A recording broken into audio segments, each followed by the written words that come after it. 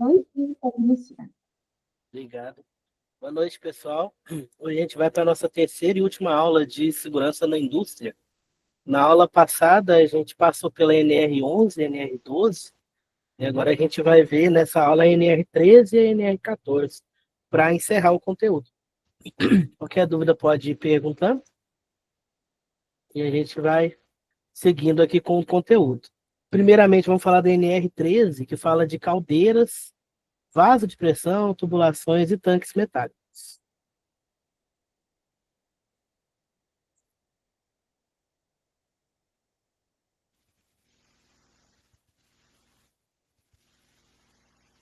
A gente vai ver um pouquinho sobre a introdução à NR13, a aplicação, a responsabilidade. A gente vai ver sobre caldeiras, os vasos de pressões, as tubulações e os tanques metálicos. Vai ser um resumo, pessoal, porque a NR13 é bem grande, e se a gente for passar ela inteira aqui, não vai conseguir passar tudo e ainda vai faltar. Vai dar tempo de ver o restante da disciplina. É só um resumo. Então, a introdução à NR13, o que a NR13 traz para a gente? Requisitos mínimos para a gestão da integridade estrutural das caldeiras, dos vasos de pressão, tubulações, tanques metálicos de armazenamento, visando a saúde e segurança dos trabalhadores. Essa norma aí, ela veio para a gente em 2018, né, e foi modificado o título dela. Antes ela falava somente de caldeiras.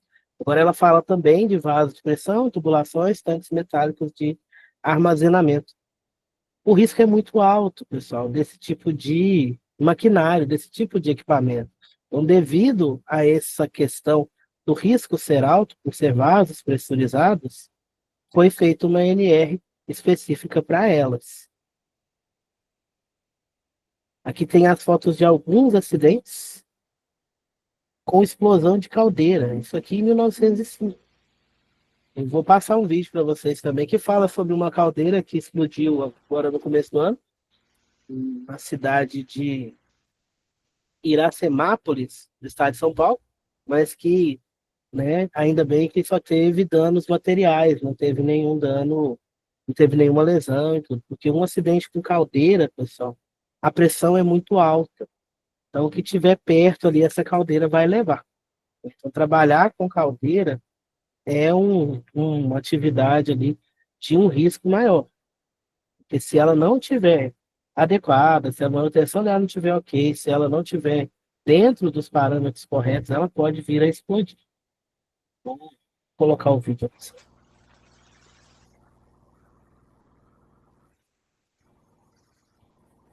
É uma reportagem, tá, pessoal?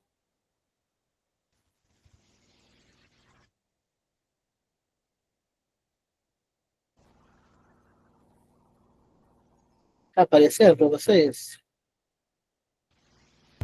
Noite deste domingo, 23 de março, e um...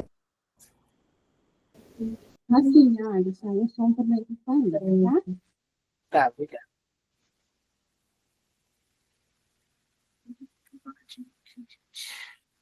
Noite deste domingo, 23 de março, e uma caldeira da usina Iracema explodiu.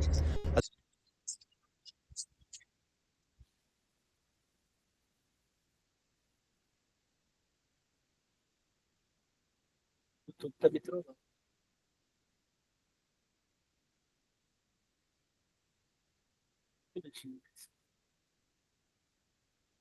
As informações são que as caldeiras e os equipamentos da usina estavam parados, na parada técnica, como eles chamam, para poder fazer a parte de manutenção.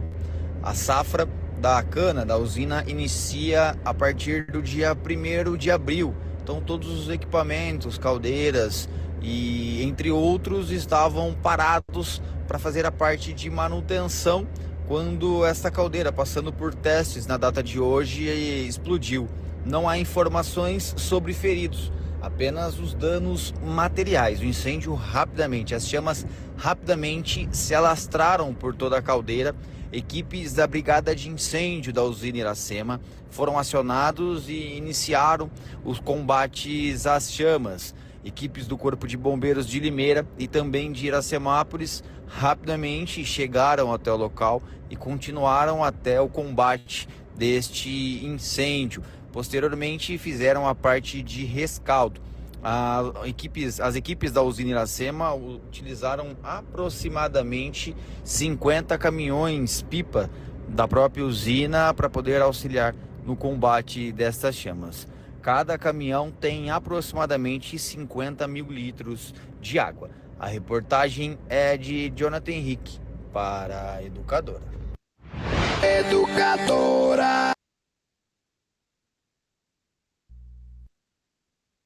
Pessoal, ali foi uma caldeira, não era tão grande, gastou mais de 50 caminhões para apagar. Ela toma uma proporção muito grande quando acontece alguma coisa, uma caldeira. Então, por isso a importância aí da NR13 e de seguir a NR13 de forma correta para que se evite essas questões. Se tivesse alguém próximo ali, pessoal, teria, né, se acidentado, poderia estar indo a óbito, porque a pressão é muito grande dentro das caldeiras. Vamos às responsabilidades, né? O empregador ele é responsável por adotar as medidas que estão dispostas na NR. Então, o dono do empreendimento precisa cumprir todas as exigências contidas na norma, desde a documentação dessa caldeira, que ele tem que manter, até as inspeções periódicas de todos os equipamentos. A NR13 ela vai ser aplicada a todas as caldeiras, vasos de pressão com produto PV superior a 8. O que é esse PV? P é pressão, V é volume. Então, pressão vezes volume superior a 8. Vasos que contenham fluido da classe A, independente das dimensões desses vasos, grandes, médios ou pequenos.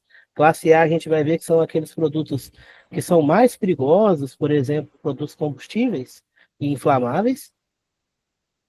Recipientes móveis com PV superior a 8 ou com fluido de classe A.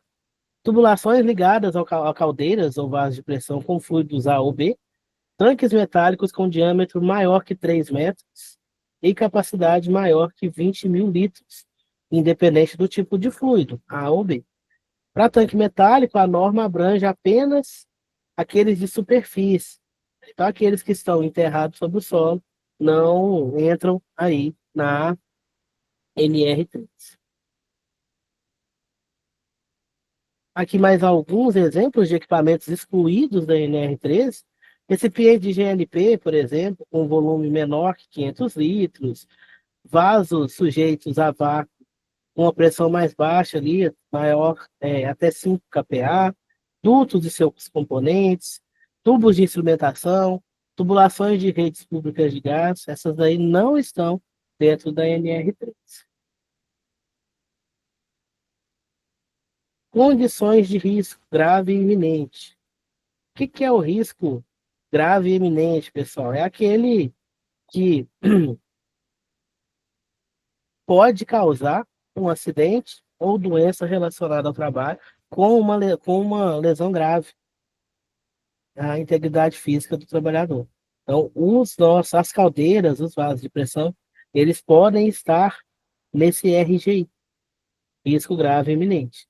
Então, são consideradas atividades ali, RGI, operação sem dispositivo de segurança, atraso na inspeção periódica das caldeiras, bloqueio de dispositivo de segurança sem justificativa técnica, ausência de dispositivo de controle de nível de água nas caldeiras. A gente vai ver mais para frente, a principal causa das explosões em caldeiras é o superaquecimento, e o que ajuda a controlar esse superaquecimento é a água. Então, a ausência de um controle de nível de água ali dentro da caldeira, né, ajuda essa questão de superaquecimento que pode levar a uma explosão. Operação de equipamento com recomendação de retirada de operação. Operação de caldeira para o trabalhador não qualificado. Isso daqui tudo são condições de risco grave e iminente em se tratando de caldeiras e vasos de pressão. Profissional habilitado. Somente pode operar, pessoal, caldeira, um profissional habilitado. O que é um profissional habilitado? Aquele que tem competência legal para exercício da profissão. Pode ser, por exemplo, um engenheiro, pode ser um técnico, dependendo do tamanho da caldeira. Certo? Ele vai ser o responsável. Ele vai ser um profissional habilitado para checar e operar essa caldeira. Então, ele vai fazer acompanhamento da operação, da manutenção, inspeções, supervisão nessas caldeiras, vasos de pressão, etc. Quais são as atribuições dele? Responsabilidade técnica pelas inspeções, aprovação de projetos de alteração ou reparo, avaliação da integridade desse tipo de equipamento, estabelecimento de prazo para inspeção, emissão dos laudos e relatórios técnicos para estar enviando ali para o governo que as caldeiras estão ok, que o vaso de pressão está ok, que passou por inspeção, passou por manutenção e não oferece risco nem para os colaboradores e nem para a comunidade na região. O profissional habilitado pode obter certificação de suas competências através do Organismo de Certificação de Pessoas, ou OPC, que é acreditado também pelo INMET. Esse tipo de equipamento, pessoal, precisa de reparos, precisa de manutenção. Então, tem alguns requisitos que devem ser respeitados no momento de reparo, no momento de alguma alteração, de alguma manutenção. Para reparo e alteração, primeira coisa que deve ser respeitado, código de projeto e pós-construção. Então, eu não posso fugir do meu código de projeto. Eu preciso respeitar o projeto daquela caldeira, porque ela foi projetada para trabalhar sobre um certo valor de pressão. Eu posso estar mudando isso daí, modificando isso daí. Prescrições do fabricante, procedimento de controle de qualidade, qualificação e certificação de pessoal. Para alterar, pessoal, são obrigatórias as alterações sempre que as condições do projeto forem modificadas, forem realizados reparos que possam comprometer a segurança. Aí eu vou precisar de alterar também ali na documentação. Devem ser concebidos ou aprovados por um profissional habilitado e divulgado aos empregados envolvidos com o equipamento. Todas as alterações que foram feitas, os novos riscos que podem ter sido criados ou reduzidos, eliminados com essa alteração. Classificação das caldeiras, pessoal, a gente tem, o Leandro comentou aqui. Boa noite. Mesmo com todos esses cuidados, a caldeira pode vir a dar algum problema no mais extremo explodir? Mesmo com técnico e manutenções em geral? Leandro, sim. Né? Igual a questão do superaquecimento. Mesmo com as inspeções, pode haver alguma falha no processo, na produção ali, que não deixe a água suficiente para essa caldeira para ela resfriar. Aí pode acontecer. Em momento de parada de manutenção, a caldeira precisa de uma atenção especial, porque ela não dá para desligar ela de uma vez e parar de operar. Aí você precisa cortar a alimentação de energia dela e ir resfriando ela aos poucos para depois começar a manutenção. Acontece muito acidente nesses momentos, para fazer a manutenção. Tem que seguir essas classificações, esses requisitos, perdão, da norma e sempre tomar cuidado com a operação. E se tiver alguma falha na fábrica, pode alterar, pode chegar ali na caldeira. Não sei se vocês sabem, o técnico de caldeira ele é responsável pela caldeira, igual a gente está falando de profissional habilitado. Se acontecer alguma coisa em uma fábrica ali, ele não pode sair. O técnico que é responsável pela caldeira, ele tem que ficar lá resfriando a caldeira até que todo o prédio seja invadido. A gente vai ver se está na NR. Está na NR essa parte. Ou todo o prédio ser invadido, toda a fábrica ser invadida, e o técnico vai ficar ali resfriando a caldeira. Aí ele vai com a máscara autônoma, que se tiver algum problema com vazamento de gás, e ele fica resfriando manualmente a caldeira com a mangueira, né, com o hidrante ali próximo, enquanto a fábrica é evacuada. Somente depois que ele pode sair. Então, ele é o último a abandonar, o profissional habilitado pela caldeira.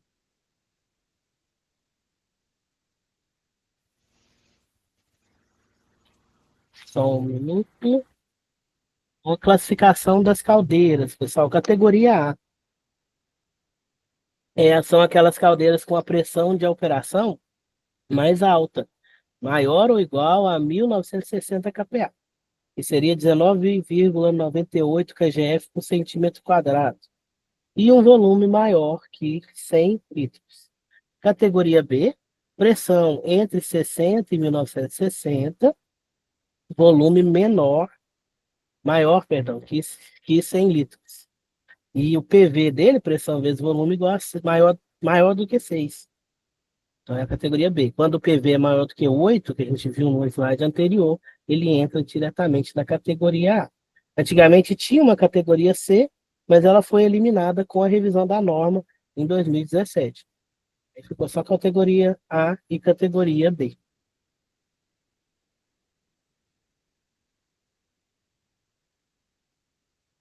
Requisitos de segurança para a caldeira. Válvula de segurança com pressão de abertura maior que o PMTA, que é a pressão média de temperatura. Instrumento indicador de pressão do vapor. Injetor ou sistema alternativo de alimentação de água, né, no caso de caldeiras de combustível sólido. Sistema de drenagem rápida para caldeira de recuperação. Sistema automático de controle de nível de água de intertravamento. A questão da água ela é crucial nas caldeiras. Né? Controle de nível de água. Como eu falei para vocês, a ausência da água é uma das maiores causas de explosão, né? Por causa do superaquecimento da caldeira, a água entra ali como um elemento de resfriamento, ela acaba sendo ali uma parte crítica do sistema de segurança. Então, por exemplo, não pode faltar água. Se tiver uma falta d'água no local que tem uma caldeira, o risco está bem aumentado. Tem que ter água ali, e esse nível de água tem que ser controlado. Não pode ser água demais e nem água de menos. Em pequenas caldeiras, o eletrodo de nível baixo liga a bomba de água e o de nível alto desliga a bomba. Então ele tem ali um nível correto de água para ficar ali na caldeira. Em caldeiras modernas, a gente já tem sensores aí que controlam melhor esse nível aí. Né? Pode usar inversor de frequência, válvula de controle, onde ele mantém o nível médio necessário para essa caldeira ser resfriada durante a atividade. Documentação específica para essas caldeiras. Prontuário da caldeira, eu preciso do código de projeto e ano de edição, especificação dos materiais utilizados nessa caldeira, procedimento de fabricação, montagem e inspeção, metodologia de estabelecimento da PMTA, registro do teste hidrostático, desenhos e dados para monitoramento da vida útil da caldeira. É porque ela é um vaso fechado, né? Ela tem uma vida útil também. Né? Ela é toda revestida e tal, então precisa estar verificando essa vida útil, por isso que a gente faz manutenção dela. Tá aumentando essa vida útil e trabalhando com ela com a maior segurança possível. Demais documentos: registro de segurança, projeto de instalação, projeto de alteração ou reparo, quando cabível ali, relatórios de inspeção, certificado de calibração dos dispositivos de segurança. Toda essa documentação precisa estar disponível para consulta e tem que ser de conhecimento de todos os operadores, pessoal da manutenção, inspeção, representante da CIPA e sindicato da categoria profissional predominante. Tem que ficar ali para consulta de todos que interagem direta ou indiretamente com essa caldeira.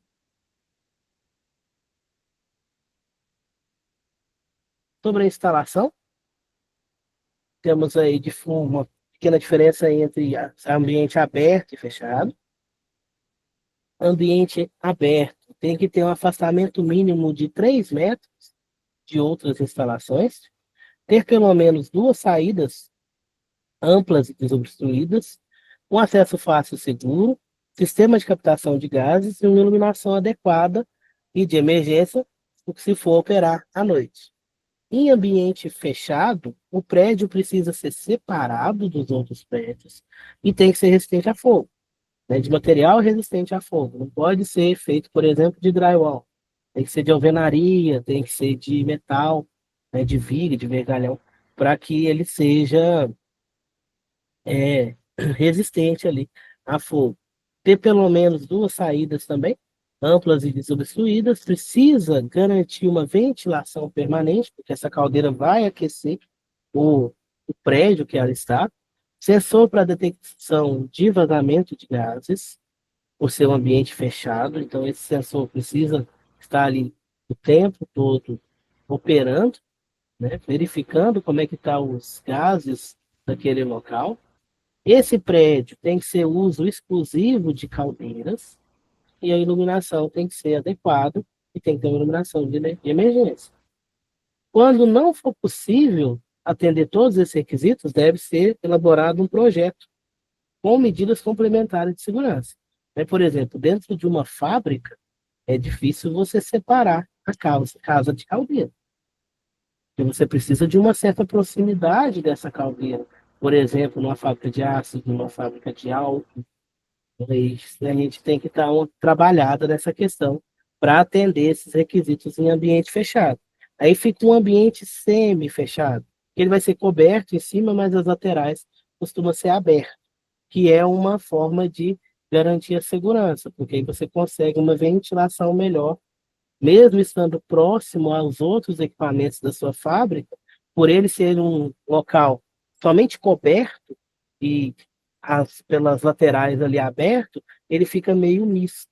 De ambiente aberto e fechado, você consegue fazer esse projeto alternativo com as medidas complementares, né?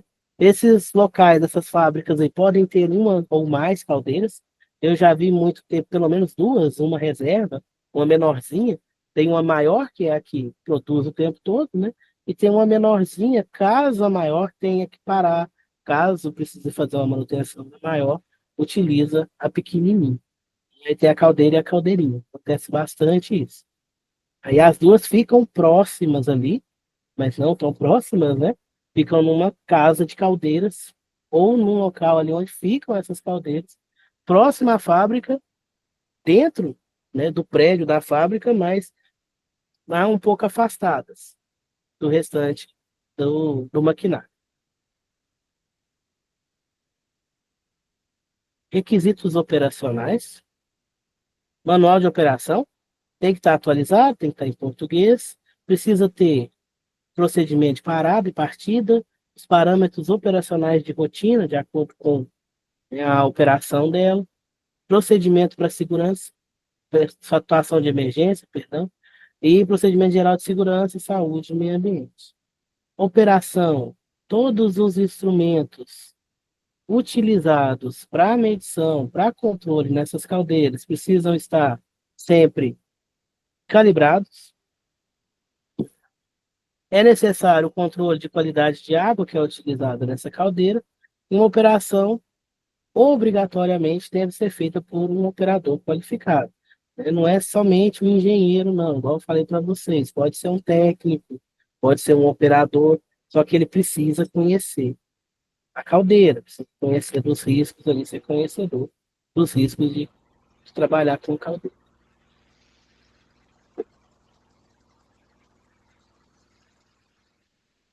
Tratamento de água para caldeira.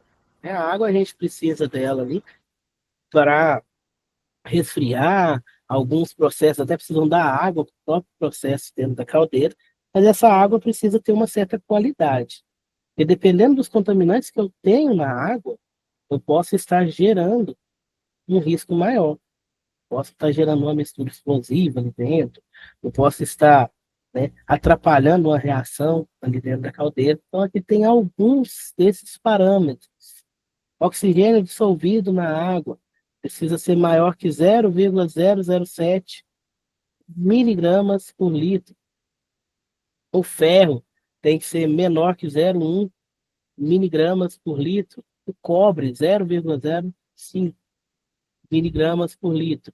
A dureza da água, a dureza aqui, pessoal, é a questão da quantidade de carbonato de cálcio dissolvido nessa água. A água que tem muito carbonato de cálcio é conhecida como água dura.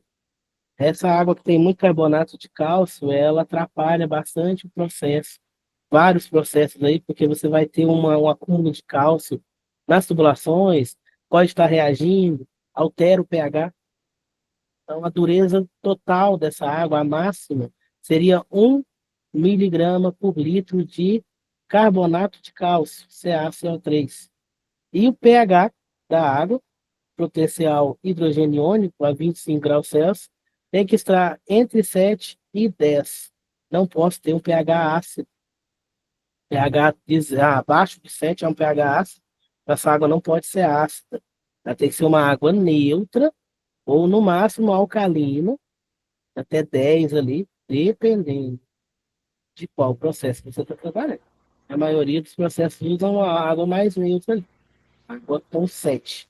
Aí, antes de utilizar essa água na caldeira, a água passa por um processo de tratamento, que a gente chama de desmineralização. E não sei se vocês já viram alguma usina, alguma fábrica, o processo eles colocam assim, água desmi, que é essa água desmineralizada, que é uma água que você retira os minerais dissolvidos nela para garantir esses parâmetros de limite de qualidade da água para operar na caldeira. Então, antes de jogar a água na caldeira, ela passa por esse processo de desmineralização, depois vai para a caldeira para resfriar a caldeira. E no desmi também, na desmineralização, eles fazem o controle de pH dessa água. A água não pode estar ácida para utilizar dentro da caldeira. Inspeções de segurança. Primeiramente, uma inspeção inicial antes da entrada em funcionamento. É quando você monta ali a caldeira, ou quando tem uma parada de manutenção, quando você vai dar partida nela novamente, você faz essa inspeção inicial, né? Compreende exames internos, externos e testes de estanqueidade dessa caldeira. Precisa-se da inspeção periódica. O prazo máximo dessa inspeção é de 12 meses a 24 meses. Mas é separado ali. 12 meses para a categoria A e B, 15 meses para caldeiras de recuperação de álcalis, 24 meses quando é somente categoria A, porém, a cada 12 meses eu preciso verificar as álcalis. Então, eu não preciso fazer na categoria A a inspeção completa. Eu posso, a cada um ano, eu posso fazer de 2 em 2 anos. Porém, as válvulas e os instrumentos de segurança precisam ser inspecionados, no máximo, uma vez ao ano. Inspeção extraordinária. Após um acidente, alguma alteração que teve na fábrica, algum período de inatividade, por mais de 6 meses, ou mudança de local, mudança de produto, eu posso fazer essa inspeção extraordinária para garantir a segurança na operação dessa caldeira.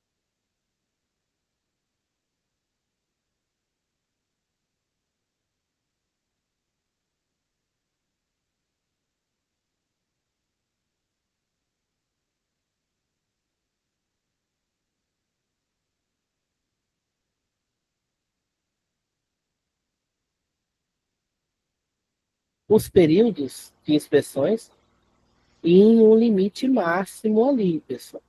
Caldeira de álcalis, no máximo 24 meses.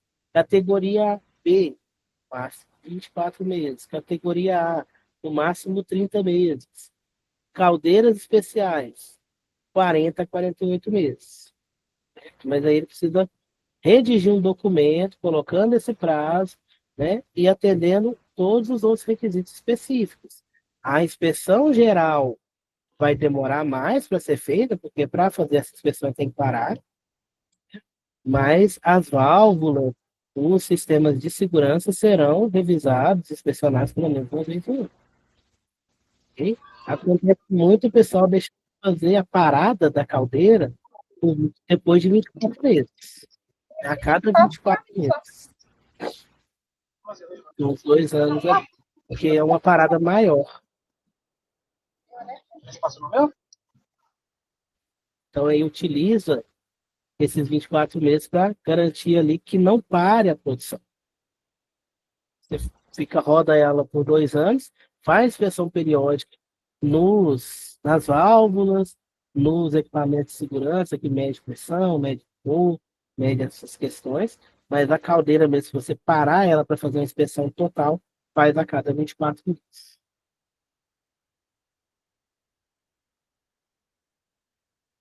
Sistema de Instrumentação de Segurança, o SIS.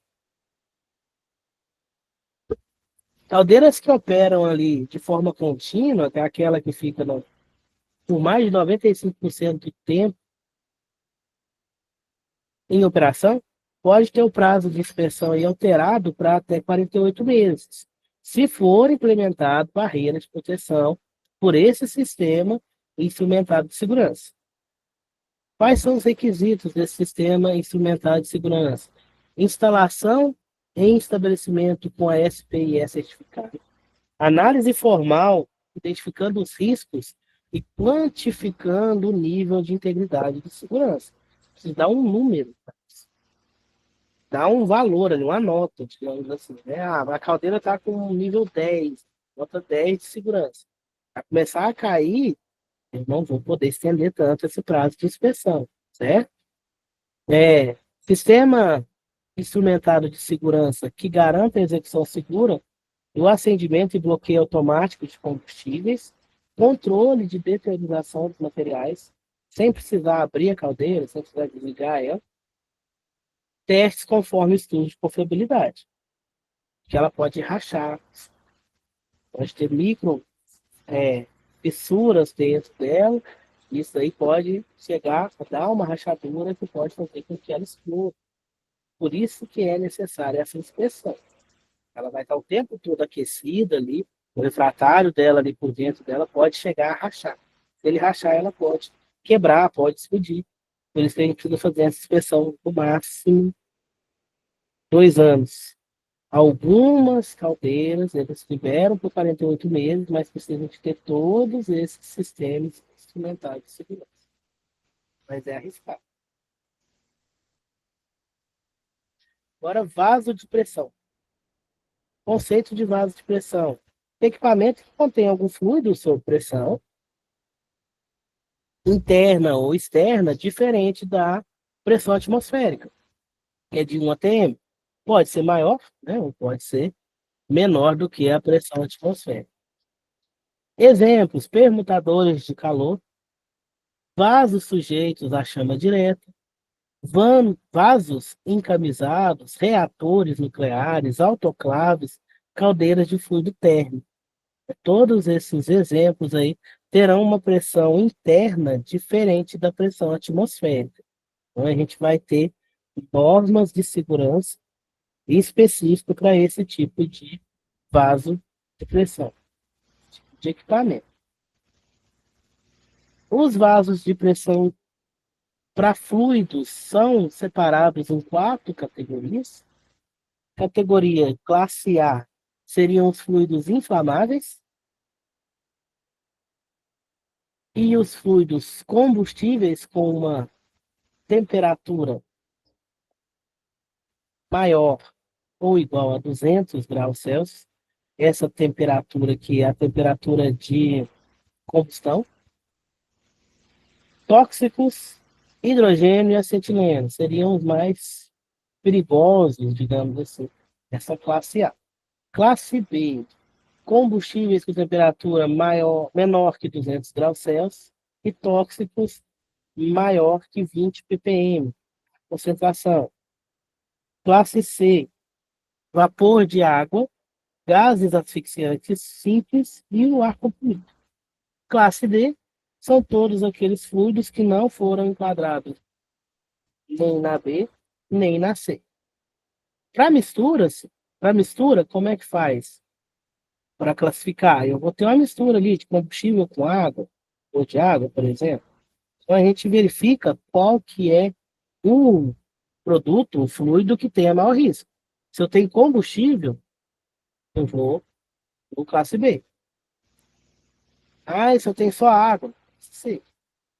Ok? Então, você vê qual que é o, o fluido que está ali dentro e qual que é o que tem o maior risco para enquadrar esse vaso de pressão na classe A, B, C ou D.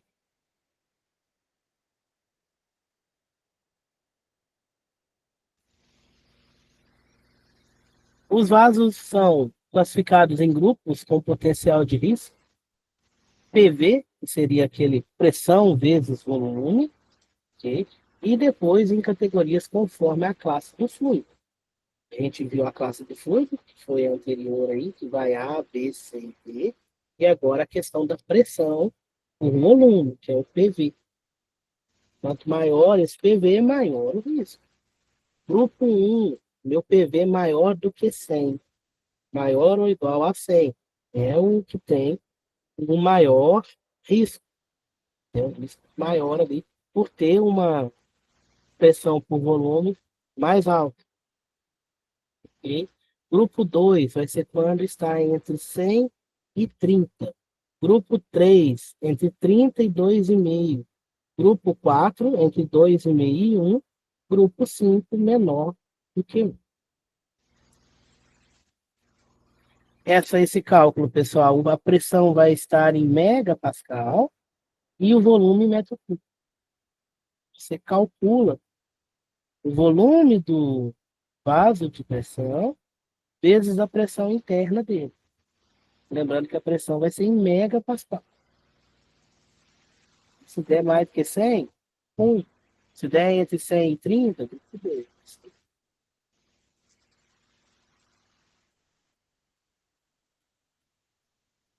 Combinando aqui, pessoal, a classe com o grupo, eu vou ter os requisitos de inspeção para esses vasos de pressão.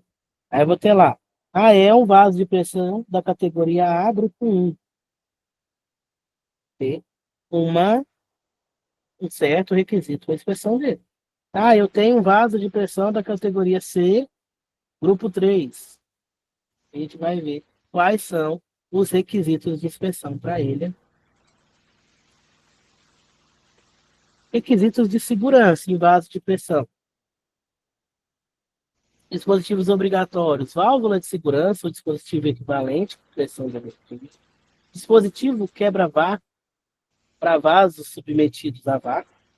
Sistema de segurança para evitar bloqueio inadvertido de dispositivo de segurança. Instrumento indicador de pressão de operação. Esses são obrigatórios, são os mínimos de um vaso de pressão, para que você garanta ali que ele não tenha a questão do vácuo ali, ele poder se implodir no caso, e os instrumentos de indicação de pressão e as válvulas desse vaso de pressão. Documentação do vaso de pressão.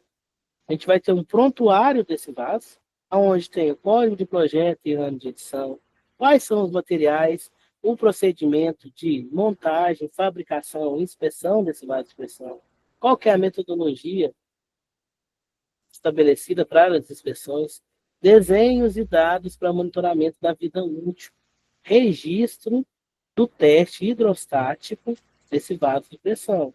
Teste hidrostático é um teste de pressão mesmo, verificar a questão hidrostática desse vaso, a integridade dele, quanto à pressão que ele está sendo submetido. Outros documentos, registro de segurança, projeto de instalação, projetos de alteração ou reparo, relatório de instalação, certificado de calibração de dispositivos que a gente utiliza para fazer principalmente as medições desses vasos de pressão. Quando não existe o prontuário ou ele é extraviado, deve ser feito um outro pelo empregador, com responsabilidade técnica do fabricante ou de um profissional habilitado. Ele vai assumir o PO, né? Ele vai assumir a responsabilidade sobre esse vaso de pressão e garantir que ele está operando de forma correta dentro das especificações, dentro das questões de segurança. Para instalar um vaso de pressão, pessoal, requisitos gerais. Todo vaso de pressão deve ser instalado de modo que todos os seus drenos, respiros, bocas de visita e indicadores sejam facilmente acessíveis. Para ambiente fechado, é bem parecido com a caldeira. Ter pelo menos 2 saídas amplas e desobstruídas, acesso seguro e fácil, ventilação permanente e iluminação adequada. Para ambiente aberto, mesma coisa. 2 saídas, acesso fácil e seguro, iluminação adequada, iluminação de emergência se operar à noite. O projeto para vasos de categoria 1, 2 e 3 é de responsabilidade do profissional habilitado e tem que ter pelo menos a planta baixa com o posicionamento e a categoria de cada vaso de pressão daquela unidade, daquela fábrica, daquele local. Operação dos vasos de pressão.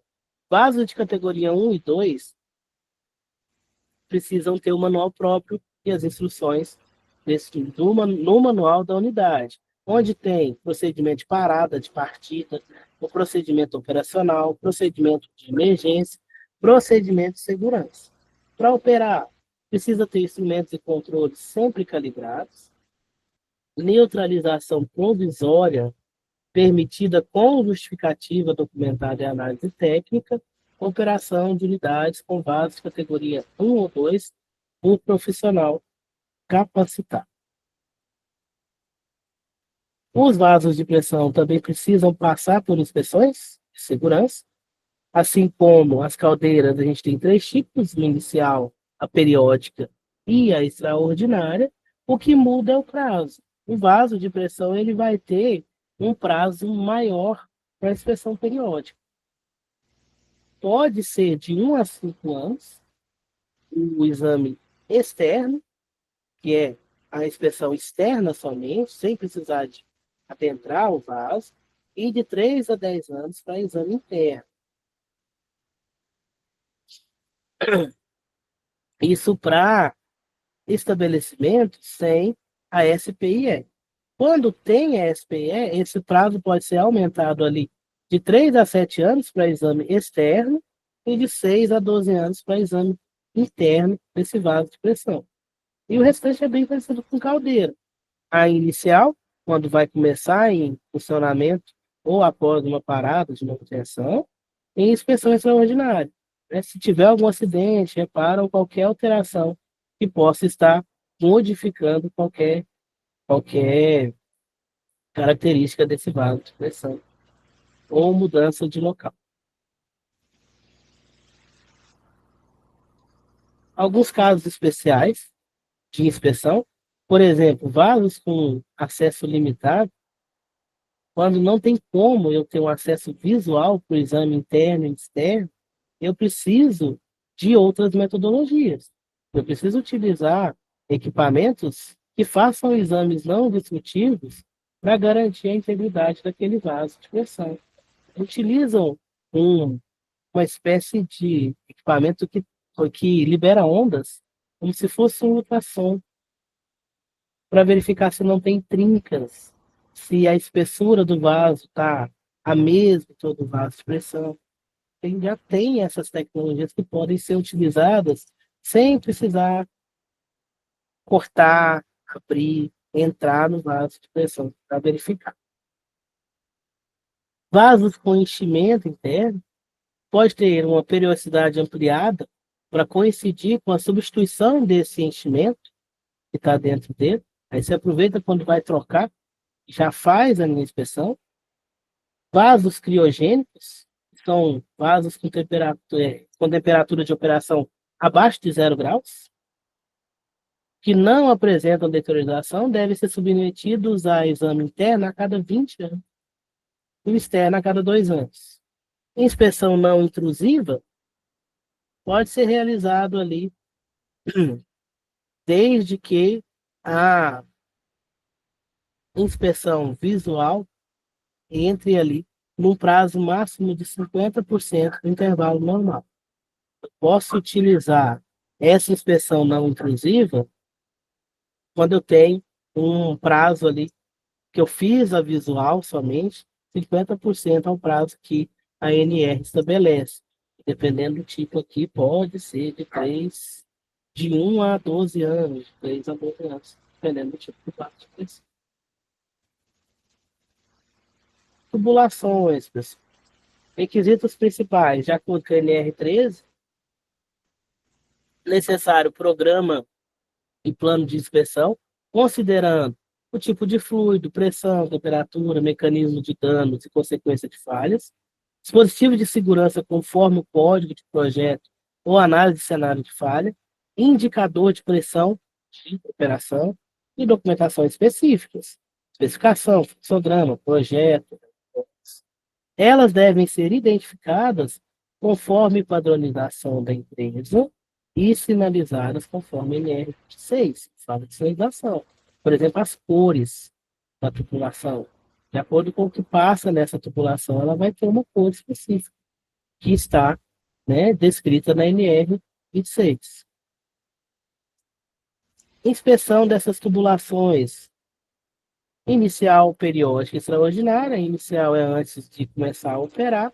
A periódica deve atender os prazos de inspeção interna do vaso ou caldeira mais crítica, interligada a essa tubulação. Acaba que, como ela está ligada ali à caldeira, então assim, ela vai pegar o mesmo prazo da caldeira, o mesmo prazo do vaso de pressão. E a gente tem a extraordinária, quando tem alguma alteração, algum acidente ou alguma inatividade por mais de 24 meses dessa tubulação. Tanques metálicos de armazenamento. Requisitos principais, pessoal, para esse tipo de tanque. Programa e plano de inspeção, considerando o fluido que está dentro dele, as condições que ele opera, mecanismo de danos e consequência de falhas nesses tanques metálicos. Dispositivo de segurança contra sobrepressão e vácuo, instrumentação de controle adequado, documentação específica e registro de segurança.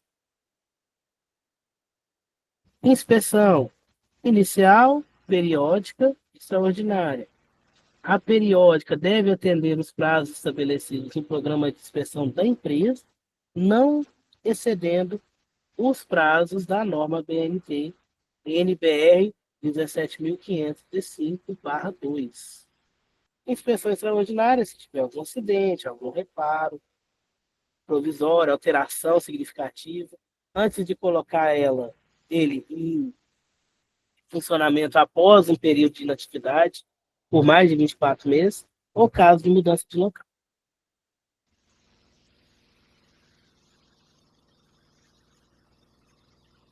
Considerações finais da NR13.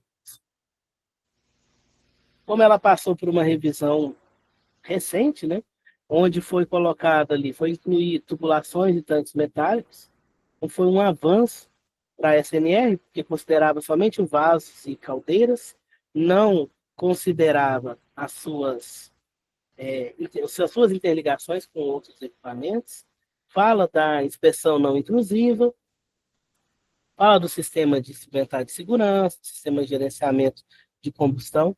Então, ela trouxe mais segurança nas operações com caldeiras e vasos de pressão. A NR13 é fundamental para a segurança dos trabalhadores da instalação. Sua correta aplicação reduz significativamente o risco de acidentes graves, principalmente com equipamentos sob pressão. Esses equipamentos, se virem a estourar, a explodir, o acidente é um acidente muito grave. O dano material é enorme se não tiver danos pessoais, danos com vida. Pessoal, que é um vaso sob pressão e a pressão é alta ali. Então, ele é muito perigoso. E a gente vai agora para a NR14. Só um momento que eu vou trocar o.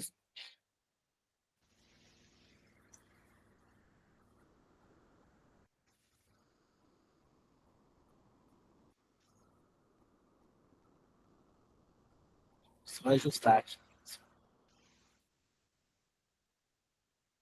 É muita informação que tem nas NRs, aí precisa dar uma resumida. Agora, a NR14, nós vamos falar dos fornos industriais, certo? Os alto-fornos, forno de siderúrgica, de metalúrgica. A gente tem também uma NR que está regulamentando, né? E trazer também boas práticas para o setor. Ele vai falar um pouquinho, né, sobre a NR14, classificação dos fornos, os tipos de fornos, os componentes dele, os sistemas e a operação segura. Fundamentos da NR14. Ela determina as medidas de segurança obrigatórias para trabalhadores que vão atuar diretamente com o forno industrial. Os princípios básicos vão incluir construção sólida com materiais refratários para esses fornos, limitação de radiação térmica conforme a NR15, traz ali temperatura para a gente, instalação em local adequado e seguro, prevenção de acúmulo de gases nocivos. O forno ele precisa de uma ventilação ali, ele vai consumir o oxigênio, ele vai liberar alguns gases que podem ser tóxicos. Então, precisa prevenir o acúmulo desses gases nocivos, que ele pode estourar também, dependendo de onde acumular esses gases dentro desse forno. Escadas e plataformas que garantem a segurança e o acesso a esses fornos. Sistema de proteção obrigatória. Primeiramente, proteção contra a explosão. Existem sistemas que previnem as explosões por falha de chama, de aquecimento ou acionamento do queimador, garantindo o corte automático do combustível para que não continue queimando, para que ele não venha explodir. Então, ele interrompe o fornecimento de combustível para esse forno, para que ele pare de operar se tiver alguma falha no sistema. Prevenção de retrocesso, dispositivo que impede o retrocesso da chama, para que ela não volte pela tubulação ali e vá até a fonte da onde está vindo aquele combustível, evitando ali danos e acidentes, danos no equipamento e acidentes ali próximos aos fornos. Chaminés dimensionadas. Chaminé suficientemente dimensionada para a livre saída dos gases queimados, de acordo com as normas técnicas e oficiais sobre a poluição do ar. Precisa verificar também o que está soltando na chaminé. Então, além dela ser dimensionada, ela precisa estar sendo aferida, tem que estar aferindo quais são os gases que ela está soltando, que aquele forno está soltando para a atmosfera. Esses sistemas são obrigatórios para fornos que utilizam combustíveis gasosos ou líquidos, conforme estabelecido na SSMT número 12 de 1983. Classificação dos fornos. Eles podem ser classificados quanto à sua utilização e quanto à configuração. Utilização, a gente tem o de aquecimento, pré-aquecedor de carga, refervedores de torres, aquecedores de reatores e fornos reatores, que são os reformadores e os fornos de pirólise. Quanto à configuração, formato de carcaça, a gente tem cilíndrico, que é o alto forno que a gente fala, é o mais comum, e tem o tipo caixa também. E a posição das serpentinas. Eu posso ter serpentinas horizontais, verticais ou mistas. A escolha do tipo do forno vai depender, né, da aplicação que você vai dar a ele.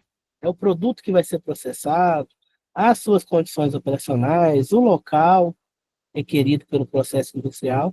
Aí você vai montar o forno de acordo com as suas necessidades.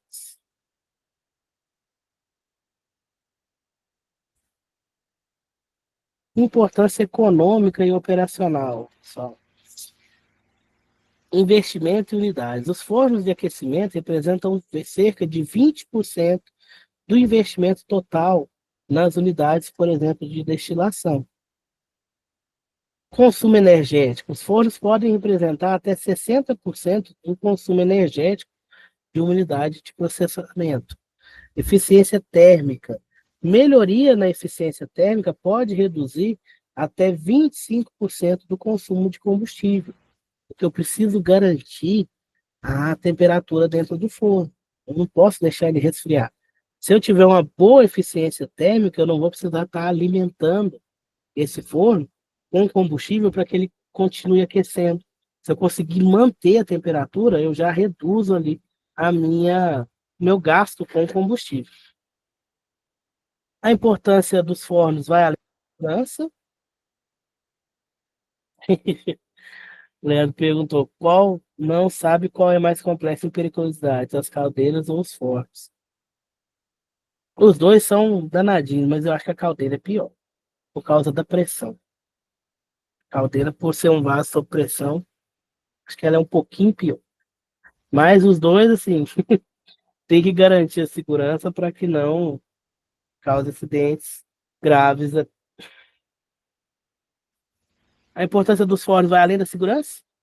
Ele tem um grande impacto econômico e ambiental devido ali ao consumo de combustíveis, emissão de poluentes e a necessidade também. A gente precisa dos fornos, né? Para fazer os metais, esqueci a palavra, reduzir os metais, isolar o ferro ali, a gente precisa do forno, do alto forno. Então a gente não consegue. Precisa saber trabalhar com ele e garantir a segurança. Componentes principais, pessoal. Primeiro aqui, câmara de combustão. É aonde se processa a queima do combustível, também conhecida como seção de radiação, onde você coloca o combustível ali. Esse combustível que é muito utilizado aqui, por exemplo, nos fornos onde a gente faz a redução do ferro, é o carvão mineral. Então, esse combustível é o carvão mineral. É o coque. Faz, não sei se vocês já viram, né? Usa as pelotinhas, que aí a mineradora vai lá, retira o ferro, minério de ferro, e já faz as pelotinhas, faz um processo que chama pelotização, onde faz bolinhas de minério de ferro já com carvão, e aí já vai ali para a câmara de combustão começar a queimar. E aí o carvão vai aquecer, vai queimar, ali eu tenho o minério de ferro, que é o Fe2O3. Eu preciso fazer o que nesse forno? Retirar o oxigênio e liberar o ferro.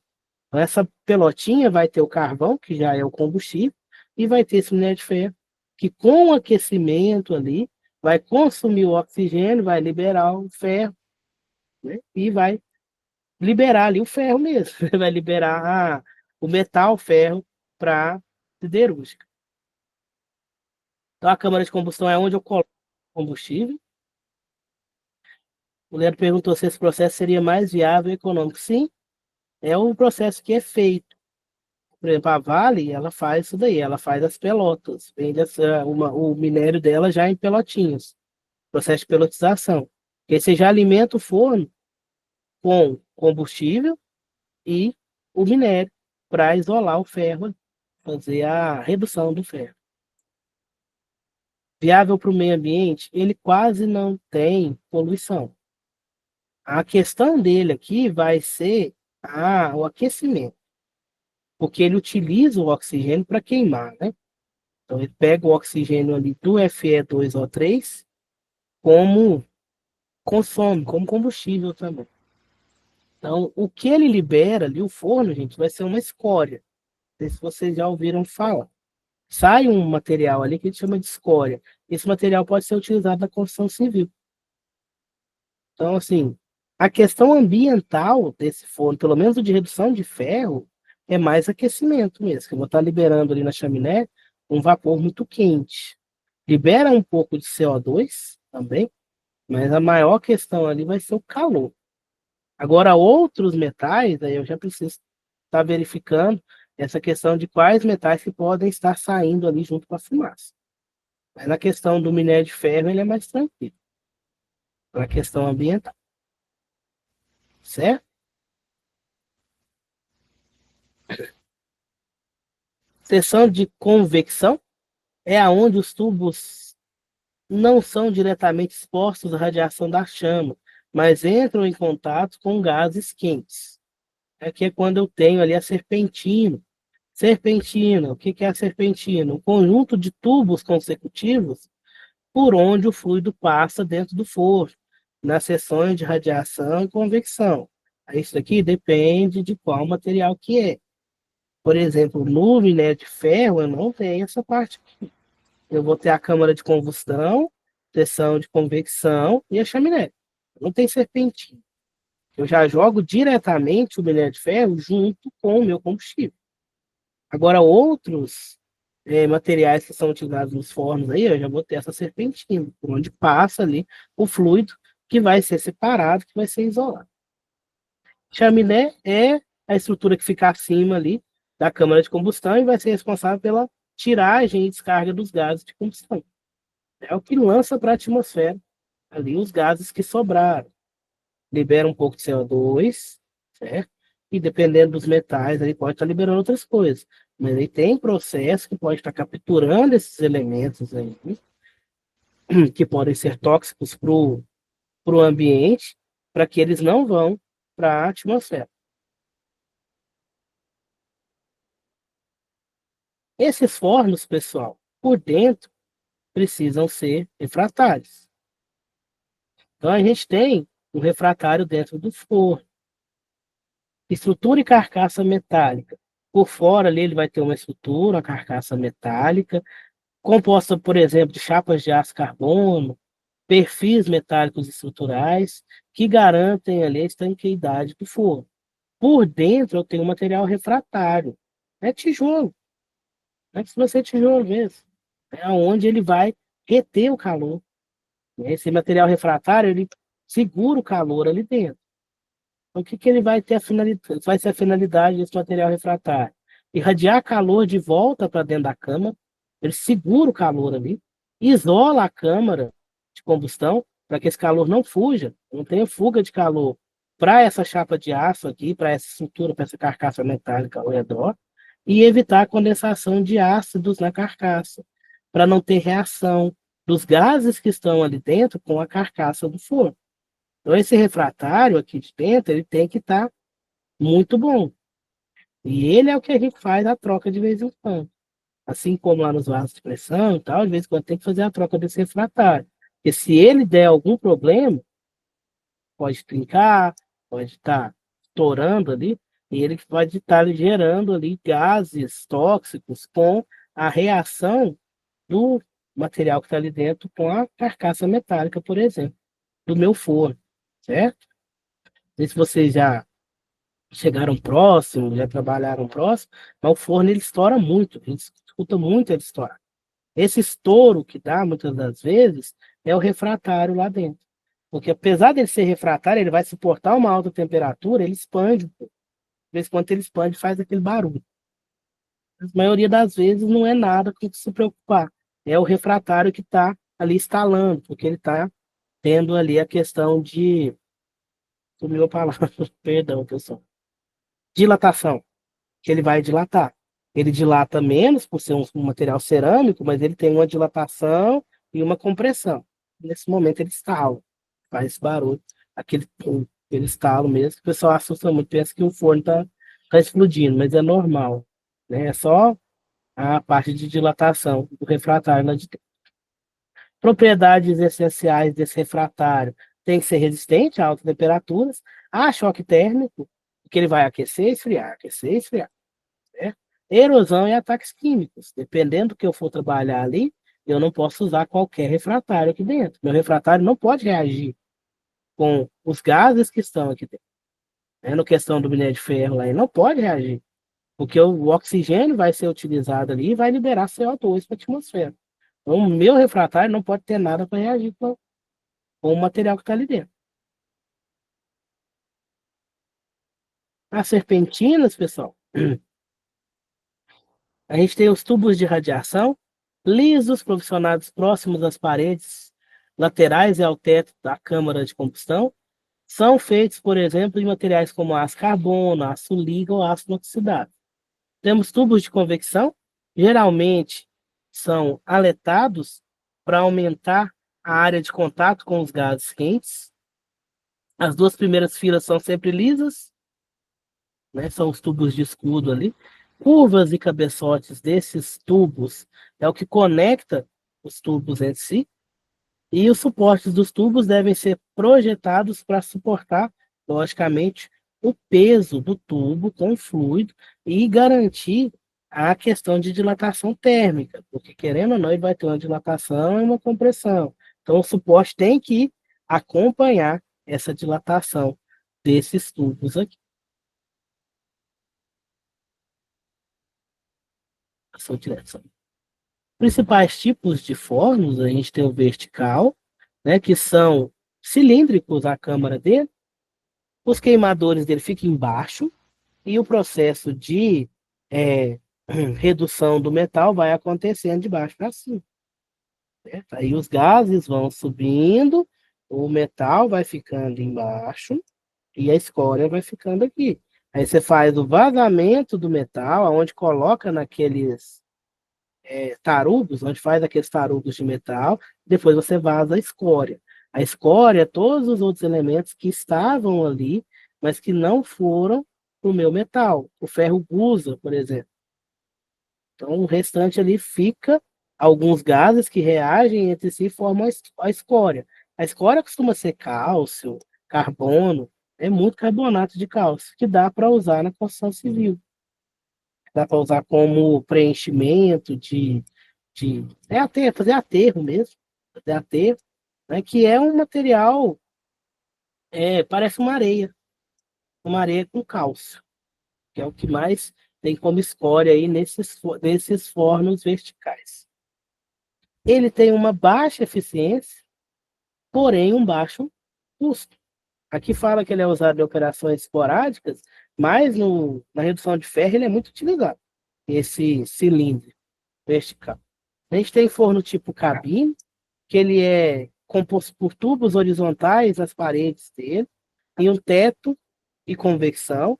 O queimador está no piso e nas paredes. Ele tem um projeto mais econômico, porque ele vai ter uma eficiência maior. E ele é muito utilizado, por exemplo, na destilação do petróleo. E a gente tem o tipo caixa, onde tem tubos verticais e horizontais na convecção. Configuração também econômica, com alto rendimento térmico e menor área para instalação. A escolha do tipo do forno, você vai verificar a questão de eficiência térmica, custo de instalação, área disponível e necessidade específica do processo. Por exemplo, do ferro, é mais utilizado esse cilindro vertical, porque é um volume muito alto e ele precisa de um espaço grande para que ele faça a redução, para que o oxigênio seja consumido e sobe somente o ferro. Então precisa de um espaço maior. Eles costumam ser muito altos e o diâmetro não tão grande. Agora, por exemplo, esse tipo cabine aqui, tipo caixa, a gente vê, por exemplo, em outros metais, a redução de outros metais. Outras ligas, por exemplo, a liga de ferro nióbio, são fornos menores, assim. Não é igual o forno da siderurgia que utiliza para reduzir o ferro. Redução de ferro precisa de um volume maior. Sistema de combustão, a gente tem os combustíveis que podem ser utilizados. Gases das unidades de craqueamento, caso ali do petróleo, certo? O craqueamento do petróleo é essa parte de refino do petróleo. O petróleo ele é uma molécula muito grande, aí ele vai ser craqueado, ou seja, vai ser quebrada essa molécula e vai virar vários produtos. Aí ali eu tenho do petróleo, eu vou ter aí eu vou ter o diesel, a gasolina, eu vou ter querosene, tudo isso daí vem do petróleo, aí é o craqueamento do petróleo, é essa quebra de ligação. Resíduo de vácuo, diesel, gás natural. Componente do sistema, maçaricos, blocos refratários, sistema de admissão de ar, canetas e atomizadores para óleo, bicos distribuidores, pilotos para ignição, dependendo do tipo o meu forno? Eu vou ter forno para várias atividades, não só para redução de metal. Tem forno para indústria petrolífera, tem para redução de metal, tem para fazer ligas. Preciso verificar qual que é. Então, quando eu vou fazer uma liga, eu entro ali com a pelotinha de ferro, mais o elemento que eu quero misturar. Então, vai depender do que eu preciso mexer, qual que é a temperatura que eu tenho que atingir, para saber qual o combustível que eu vou utilizar. O carvão mineral ele é utilizado porque ele tem uma alta capacidade calorífica, ou seja, ele queima mais do que o carvão vegetal, certo? Sistema de segurança para fornos. Sistema de detecção de chama. Sensores que monitoram continuamente a presença da chama nos queimadores, né? Porque ela vai interromper automaticamente o fluxo de combustível, no caso, de acabar esse combustível para não ter aquela retrocesso e não explodir aonde ficava o combustível, a câmara do combustível. Controle de pressão e temperatura, monitoramento contínuo de pressão e temperatura crítica e alarme de segurança, caso seja atingido para evacuar o local, tal coisas. Válvula de segurança, são sistemas redundantes de bloqueio de combustível e válvula de alívio para evitar sobrepressão e explosão na linha de processo. Sistema de tiragem, perdão. Controle de tiragem para manter as pressões negativas no forno, evitando vazamento de gases quentes ou tóxicos para o ambiente externo. O sistema de segurança deve ser sempre testado e tem que passar por manutenção preventiva, conforme as recomendações do fabricante, para que não venha a falhar. Esse sistema de segurança não pode falhar. Eles são a nossa garantia de segurança. Para finalizar, pessoal, riscos operacionais e prevenção na questão dos fornos, risco superaquecimento, causa vazão baixa, queda do fluxo, sobrecarga, consequência, ruptura dos tubos e danos estruturais no forno, prevenção, monitoramento contínuo de vazão, alarme de temperaturas.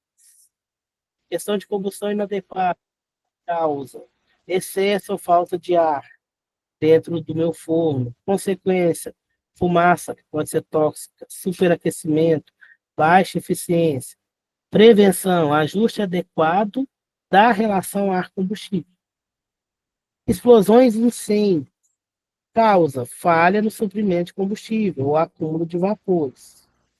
Consequências, danos catastróficos, ferimentos gravíssimos. Quanto maior o forno, maior vai ser a área de alcance se ele vir a explodir. Prevenção, sistema de bloqueio automático, procedimentos rigorosos de purga. Purga é a retirada de contaminantes. Então, assim, antes de adentrar ali o meu material para fazer a redução do metal, eu tenho um procedimento de purga. Só entra ali elementos que eu vou conseguir tratar.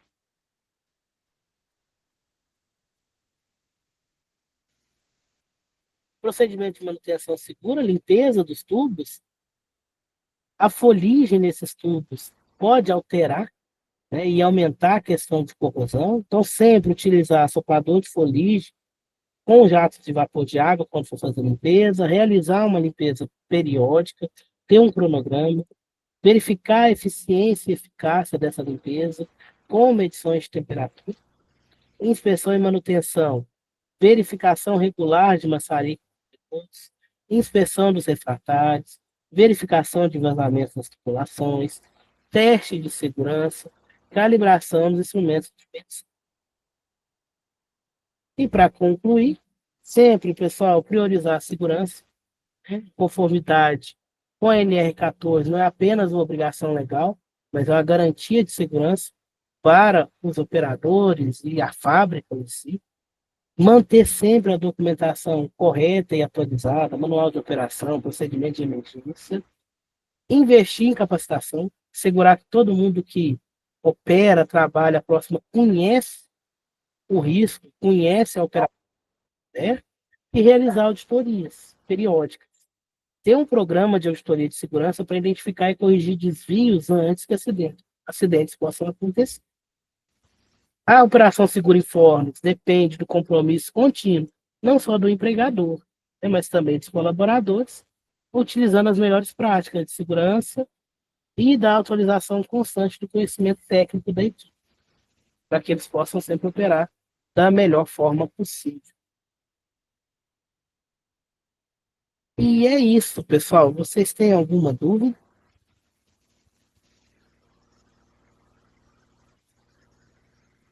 Sobre a NR3, a NR14?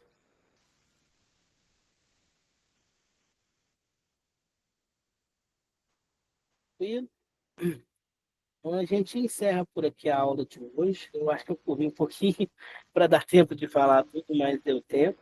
Qualquer dúvida, o pessoal pode estar perguntando. Semana que vem vocês já têm prova, então boa prova, boa conclusão de módulo para vocês. E a gente se encontra nas próximas disciplinas. Boa noite e até mais.